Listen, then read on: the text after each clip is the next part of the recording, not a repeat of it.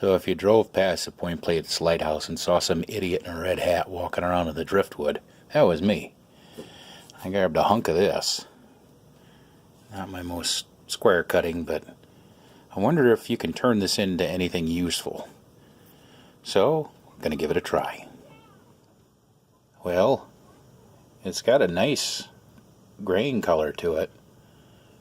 I think if I, after I cut the end off here, this piece is junk. Just, you can tell it's been floating around in Lake Erie. But, let me see if I can get a flat edge on this thing. Well, I've got it drilled and mounted, and I can run the lathe. So, next step is see if I can turn it into something round. I got it somewhat round. I'm only running it at 1,000 RPM because I don't want to go too fast, and taking very shallow, light cuts. But it's starting to turn into something round. So, considering the diameter of like a bottle stopper is this, there's quite a bit of material to work with. So let's see what happens. Well, I have no idea what kind of wood this is, but I can tell you it's got to be a softwood for the way it's behaving on this arbor.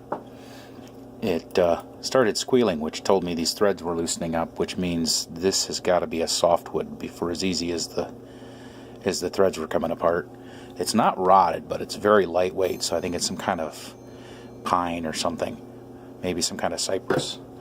And I even switched from my 60-degree live center over because it was eating into it. I think if I were going to do this again, I would use a regular spur to get it somewhat round, then cut this circle, or cut the drill and tap for the centering circle, and do it over. But I guess next time I'll use this first. After a little tweaking, I've got some kind of pattern here that I think might work, so we'll cut at this point here. So this is waste, and this will be the bottle stopper. We'll see what happens.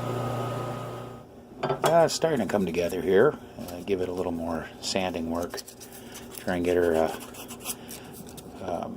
smoothed out from roughing. And then the last thing I'll do is part this end off. And we'll give her a workup on the sanding. Well, I'm into the nitty-gritty. This is the thankless part. Getting all the detail sanding done. But I think it might actually turn out. Well, I think I've gone as far as I can with sanding. It's not bad. There's some little dings that I think are one of those things as you just keep going, it's just gonna never-ending tail. I'll hit it one more time with some 240 and see if I can get some of those out, but it looks pretty good considering it was a piece of driftwood. So here's what's left of the piece I took. Here's it made me a nice mountain for a model train or something. It's very lightweight. I still don't know what kind of wood this is. It might just be some kind of, like I said, cypress. Here's another leftover piece. This is actually where I cut it off of the big old log that was out there. And then here's our completed piece. A Lake Erie bottle stopper. I really like the caramel colors that came out. I used an American Colonial stain from Minwax to get the grain to pop like that. But turned out nice.